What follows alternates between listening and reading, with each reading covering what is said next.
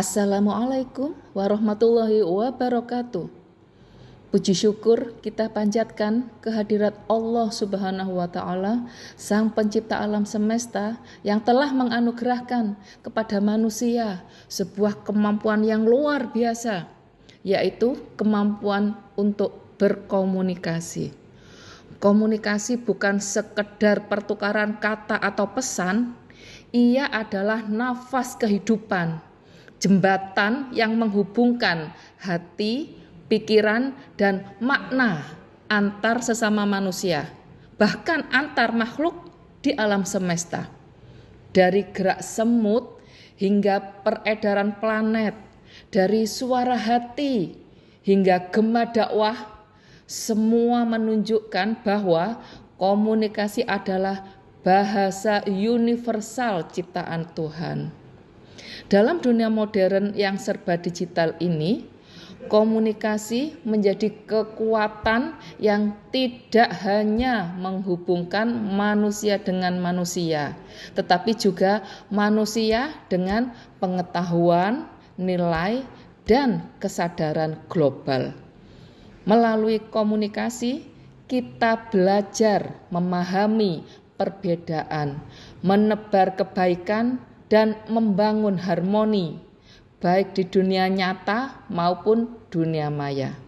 Dalam seri konten edukasi ini, kita akan menelusuri keunikan dan kedahsyatan komunikasi, bagaimana ia membentuk peradaban, memengaruhi interaksi sosial, dan bahkan menjadi refleksi kebesaran Sang Pencipta. Selamat menyimak. Semoga tayangan ini menambah pemahaman kita bahwa komunikasi bukan sekedar ilmu, melainkan manifestasi dari kesadaran dan keajaiban kehidupan itu sendiri. Salam komunikasi. Wassalamualaikum warahmatullahi wabarakatuh. Oke, Assalamualaikum warahmatullahi wabarakatuh. Perkenalkan, nama saya Gani Javian Urifansyah. Saya adalah mahasiswa Prodi Ilmu Komunikasi UIN Sunan Ampel Surabaya dengan NIM 04054052514. Oke, pada video kali ini saya akan menjelaskan tentang teori agenda setting dan penerapannya dalam media digital. Oke, teori agenda setting pertama kali diperkenalkan oleh Maxwell Malcolm dan Donald Shaw pada tahun 1972 melalui penelitian mereka terhadap pemilihan calon presiden di Amerika Serikat. Dan teori ini menjelaskan bahwa media massa memiliki kemampuan untuk menentukan isu apa yang dianggap penting oleh masyarakat, bukan menentukan apa yang harus dipikirkan, melainkan apa yang harus dipikirkan tentangnya. Dengan kata lain, semakin sering suatu isu diberitakan dan ditonjolkan oleh suatu media, semakin besar pula kemungkinan masyarakat menganggap isu tersebut penting. Pada era digital, peran agenda setting meluas karena informasi tidak hanya datang dari media arus utama, tetapi juga dari platform digital seperti media sosial, portal berita online, dan influencer.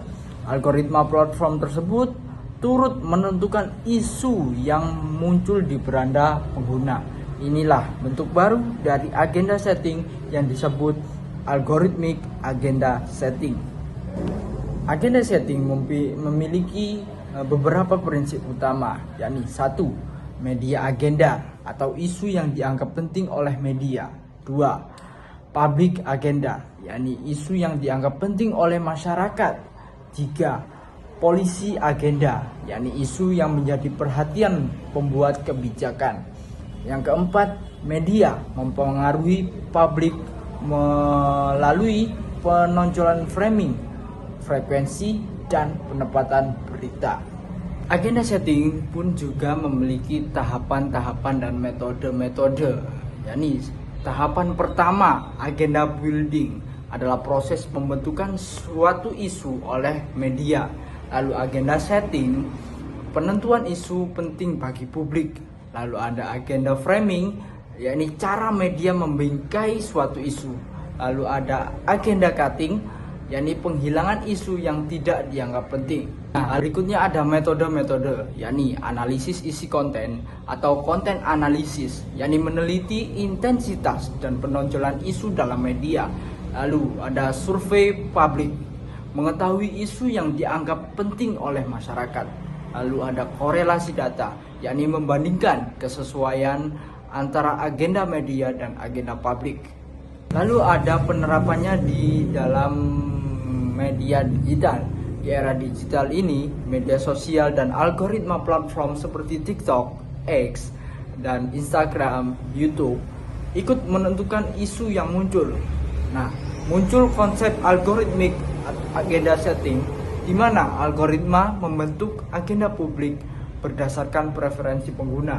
Lalu, pengguna kini tidak hanya penerima informasi, tetapi juga pembentuk agenda melalui unggahan, tagar, dan suatu interaksi di media digital.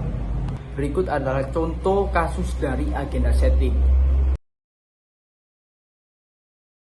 Nah, untuk kesimpulan teori ini, teori agenda setting tetap relevan di era digital. Ini agenda publik dibentuk bukan hanya oleh media, tetapi juga oleh pengguna seperti influencer dan algoritma. Media digital menjadikan proses pembentukan agenda lebih cepat, terbuka, dan bersifat partisipatif. Sekian yang bisa saya sampaikan. Bila ada salah kata, mohon dimaafkan. Wassalamualaikum warahmatullahi wabarakatuh.